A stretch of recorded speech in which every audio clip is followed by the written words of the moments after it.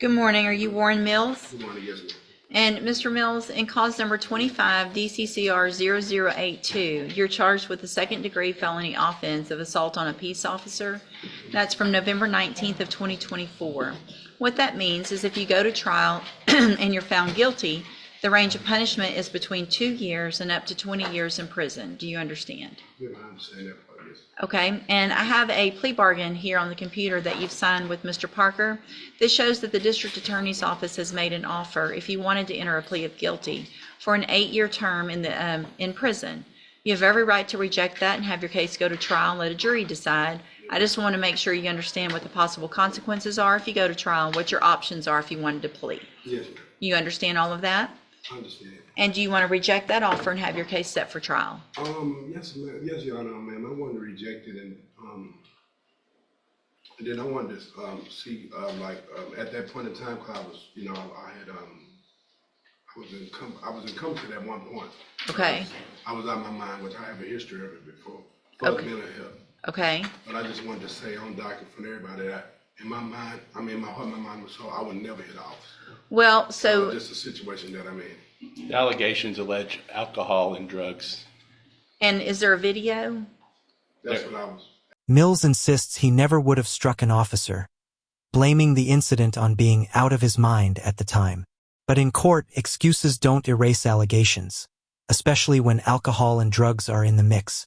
Do you believe him? Actually, I wanted to. Hold on. Oh, yes, ma'am. I didn't see a video on Discovery. There may be, but I don't. I didn't have see a one. thumb drive in my file, Your Honor. Let me do this. So before we move your case to the trial docket, I'm going to let Mr. Parker have some time to get a copy of that video. And then he can come show it to you. You may not remember everything, but maybe that video will help you understand what happened and then see where we get from there, okay? Thank you. If you still want to go to trial after you see the video, Excuse me, ma'am, Your Honor, I really don't want to go to trial. well, that's what, It's kind of, I want you to see everything. I'll give them some time to get that taken care of, and then when you come back, we'll see what you want to do, whether it's a plea or a trial, okay? okay, thank you. All right, you can go back with the Can I bailiff. ask you one more question, you mind? Yes, sir. In the situation, did probation ever come across the table? That's between your lawyer and the district attorney's attorney. It's whether or not they offer I it. wouldn't, okay, thank you. Okay, I'm just gonna delete the rejection if Okay. it's we'll do it again later if that's the case. Okay. All right? Good morning, sir. Good morning. Are you Samuel Jones? Yes, And Mr. Jones, in cause number 25 DCCR 0043, you're charged with the second-degree felony offense of burglary of a habitation. That is from November 21st of 2024. Your indictment alleges that you were previously convicted of fraudulent use or possession of identifying information, a second-degree felony, October 20th of 2021. And after that was final, you were convicted of theft of mail, a third-degree felony, December 12th of 2022. What that means is that if you go to trial in this case and you're found guilty, you would be considered a habitual offender, which means your minimum punishment if you're found guilty and those. Because of his criminal history, Jones isn't just facing burglary charges. The judge labels him a habitual offender, which means the minimum sentence skyrockets to 25 years. That's the legal system's way of saying, strike 3, and you're done. Prior offenses are true, is 25 years in prison, up to 99 years or life. Do you understand? Mm-hmm. And I need you to answer yes or no, please. Yes, Your Honor. Thank you. And I have here on the computer a plea bargain rejection that shows that the district attorney's office has made an offer if you wanted to enter a plea of guilty for a 20-year term in prison. You have every right to reject that and have a jury decide if you're guilty and what your punishment would be if they find you guilty. I just want to make sure you understand what the possible. Okay, I just want to let me finish. I want to make sure you understand your consequences possibly and what your options are. Mm-hmm. And you want to reject that offer and have both cases. And so you also have, and let me go through this too, just for the record. In cause number 25 DCCR 0232, you're charged with burglary of a building, a state jail felony. And that is from January 5th of 2025. I'm assuming those same prior offenses are alleged in that one, which means in that case, if you're found guilty and those priors are true, the range of punishment in that case would be between 2 years and up to 20 years. Do you understand? Yes. Okay. And you want to reject that offer and have your case set for trial? Yes. All right. And We'll get. I like to indict everybody who have witness.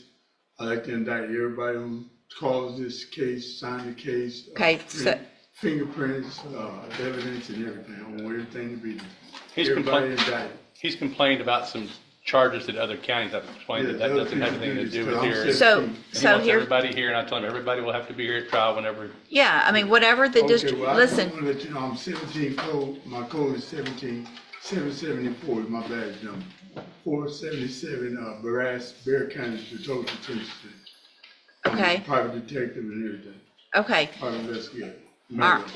So here's what we're gonna do before we move any further with this is I'm going to, Mr. Jones, I'm gonna have someone talk to you to make sure you're competent to stand trial, get all your history, make sure we're all good before we go to trial. When they visit with you at the jail, either in person or on the computer, you need to make sure and cooperate with them, and then we can move your case forward, okay? Yeah, it'll be fine. All right, go back with the bailiff, please. Everybody keeps, y'all just wait, I'm gonna get everybody. All right, are you Evan Bowden?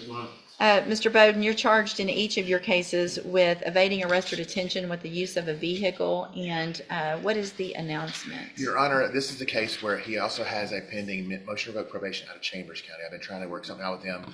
The prosecutor handling that case is Eric Carcerano, who's currently in Austin for trying a legislative issue right now.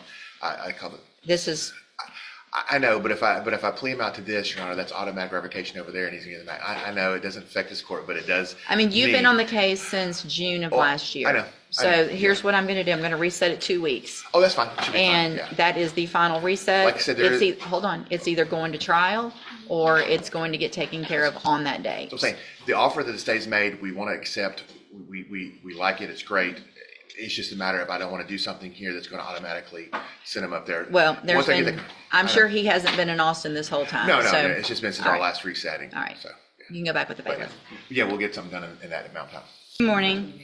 Are you Ainsley Rambin? Yes, ma'am. And Mr. Rambin has a motion to revoke probation in one case, and it looks like 3 new cases. Is that correct? Yes. That's correct, Judge. And what is the announcement?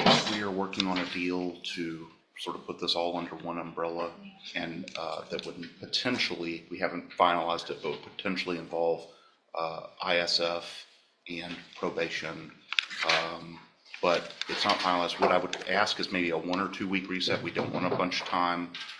As you know, Mr. Rammond has some health issues that we're sort of consistently having to address. So the sooner we get our deal done, we want to do it, but Mr. Coleman and I need to solidify it. 2 weeks? That's true, Judge, yes. We'd ask for a short reset. Okay, we'll do 2 weeks.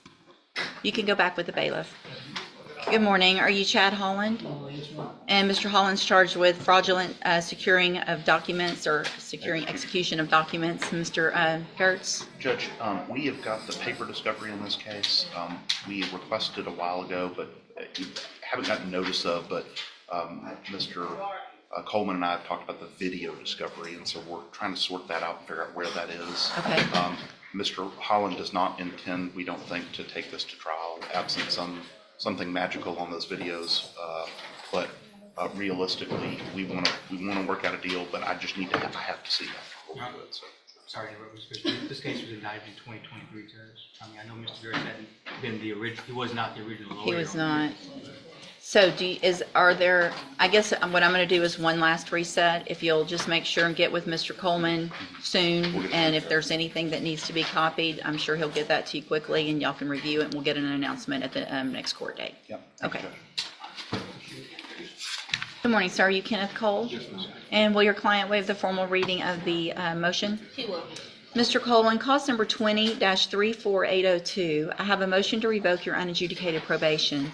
Shows that you were placed on probation April 4th of 2022 for the offense of burglary of a habitation, and that was a 6-year deferred probation. Is that correct? Yes, ma'am. It alleges that you violated your probation. Count 1 alleges that you failed to report in person to the Beauregard Parish probation September, October, November, and December of 2022. And is that true or not true? True or not true? Not true. Thank you.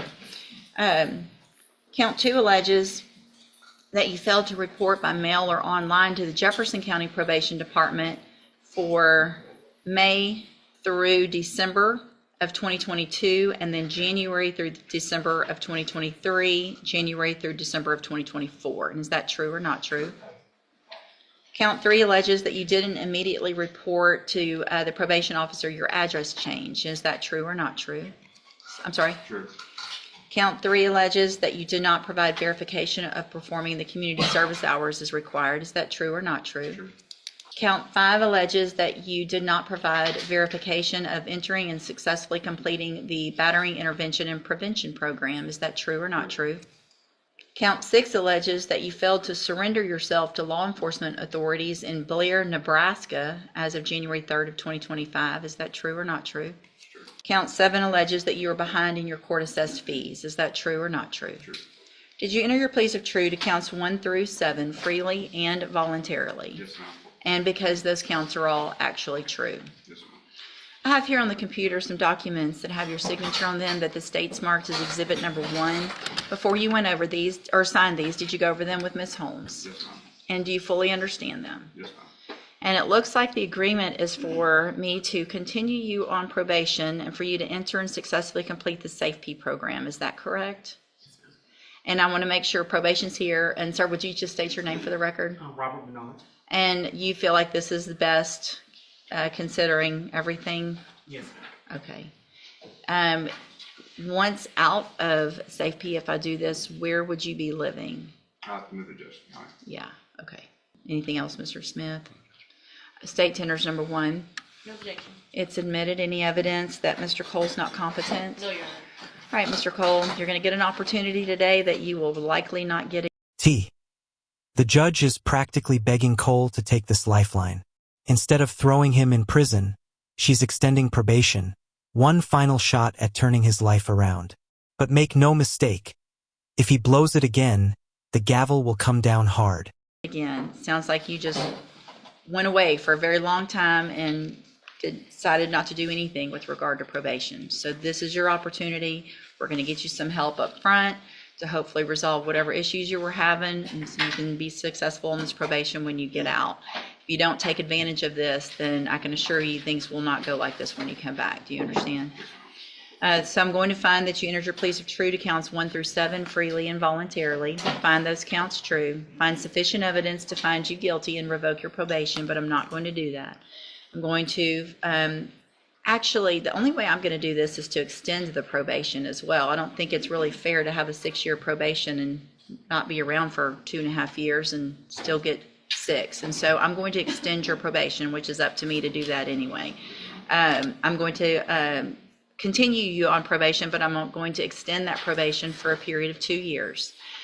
You're ordered to enter and successfully complete the SafeP program as a condition of that probation. And again, if you do all of that, take advantage of it, you get out, you should be able to be successful on this probation. If not, you're going to be right back in here looking at a conviction and going to prison for up to 20 years. Do you understand?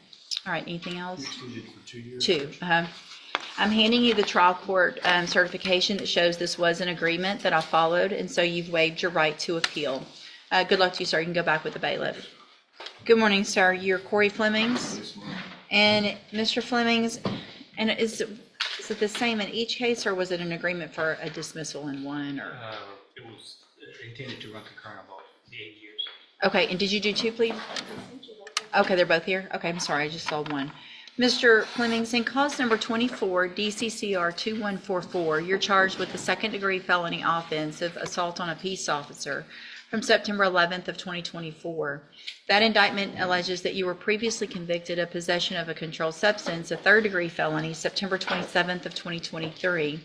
And what that means is that if you go to trial and you're found guilty and that prior offense is true, the range of punishment would be between that of a first-degree felony, which is between 5 years and up to 99 years or life in prison. Do you understand?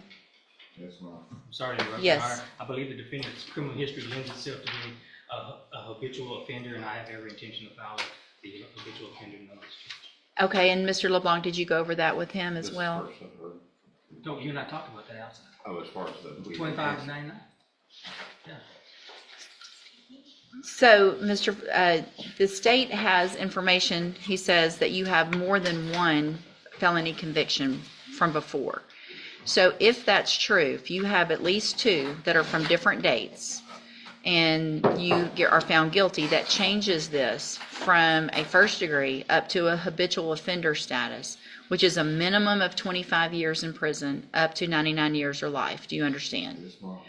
And in cause number 24 DCCR 2145, you're charged with the state jail felony offense of injury to a child, elderly, or disabled individual from September 11th of 2024. That indictment alleges several prior state jail felony offenses. And when I say several, I mean 1, 2, 3, 4, 5, 6, 7, 8, 9, 10 prior state jail felony offenses. It does not allege those prior regular felony offenses, but if you have, again, 2 regular felonies that are sequenced, not on the same day, in that case, it would make it a second-degree felony offense for punishment purposes, which has a punishment range between 2 years and up to 20 years. Do you understand? Yes, ma'am. Judge, And- I'm sorry to interrupt again. I want to correct the record. I misspoke. Mr. LeBlanc and I talked about it being enhanced to a regular first degree. Okay. 5 to 99. We Okay. didn't specifically talk about the 25 to 99. I don't want to. Y'all didn't, but you do have the prior, so it could be. Y'all just didn't discuss it. Yes, ma'am. Okay, so, but you understand now, I've admonished you, and you understand, and you know what your history is. If you have a prior felony, 2 prior felonies that aren't state jail, and you're found guilty, then the minimum punishment is 25 years. You understand? Yes, ma'am. And that's on the assault case of a peace officer, and the other range of punishment in the injury to a child would be 2 to 20. You understand? Yes, ma'am. Okay, and so I have here on the computer plea bargain rejections that you've signed with Mr. LeBlanc that shows that the district attorney's office has made an offer of 8 years in each of those cases to run concurrently, which means at the same time. You have every right to reject that and have your cases set for trial. I just want to make sure you understand what your possible consequences are if you go to trial, what your options are. And do you understand all of that? Yes, ma'am. And do you want to reject that offer and have your cases set for trial? Yes, ma'am. Right, we'll get it set for trial. Mr. LeBlanc will begin preparation for trial. You can go back with the bailiff. Ms. Bean, in cause number 23, DCCR 2068, you're charged with theft of property in an amount more than $2,500 with previous convictions, which is a third-degree felony, from April 6th of 2023. The indictment alleges you were previously convicted of theft September 4th of 2014, December 22nd of 2015, December 6th of 2017, December 7th of 2018, and June 24th of 2019. How do you plead to that charge? Are you pleading guilty freely and voluntarily? And are you pleading guilty because you did what they've charged you with? And then in cause number 23, DCCR 2069, you're also charged with theft of property with previous convictions in an amount more than $2,500 from June 25th of 2023. And how do you plead to that charge? That's also alleges all of those same prior offenses. And are all of those same prior offenses true? And in this case, did you enter your plea of guilty freely and voluntarily? And because you did what they charged you with? In each of these cases, I have here on the computer some documents that have your signature on them that the state has marked as exhibit number 1. Before you sign these, did you go over them with Ms. Holmes? Yes, ma'am. Do you fully understand them? Yes, ma'am. And do you understand, if I follow the agreement that you've made with the district attorney, that you will be waiving or giving up any right to appeal? Yes, ma'am. And you also understand, if you're not a U.S. citizen, that a plea of guilty or no contest may result in your deportation, exclusion from admission to the country, or denial of naturalization under federal law. Yes, ma'am. State tenders number 1 in each case. No objection. It's admitted in each case. Is there any evidence that Ms. Bean is not competent? No, Your Honor. All right, ma'am. In each of your cases, I'm going to find that you entered your pleas of guilty freely and voluntarily, find that you're mentally competent and you understand the nature and the consequences of those pleas. In cause number 23, DCCR 2069, find sufficient evidence to find you guilty, and at this time find you guilty of theft with previous convictions in an amount above $2,500.